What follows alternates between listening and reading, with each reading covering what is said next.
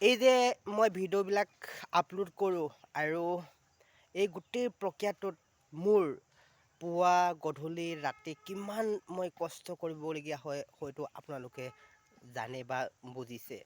আৰু আপোনালোকৰ মৰমৰ বাবে আৰু মোৰ কষ্টৰ কাৰণে মই সৰুকৈ এটা সফলতা লাভ কৰিছোঁ বুলি মই ক'ব বিচাৰিছোঁ। মানে আমাৰ সোণোৱাল মিক্সাৰ যি ফেচবুক পেজ আছে আৰু সেই ফেচবুক পেজে ষ্টাৰ লাভ কৰিছে।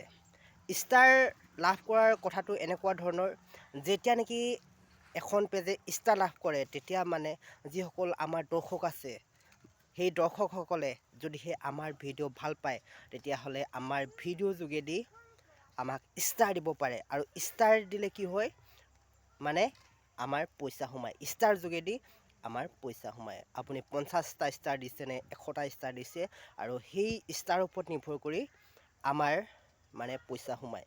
গতিকে এইটো এটা সুখবৰ দিলোঁ।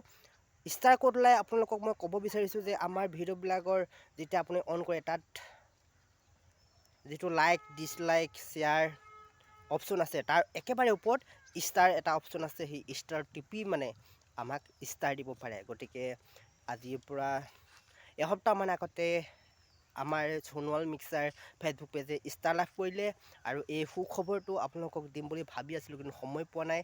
আজি এই ভিডিঅ'টোৰ যোগেদি সেই ভাল খবৰটো আপোনালোকক দিলোঁ। এয়া সকলো আপোনালোকৰ মৰমৰ কাৰণে হৈছে আৰু আমাৰ কষ্টৰ কাৰণে হৈছে। গতিকে এই মৰম সদায় দি থাকিব।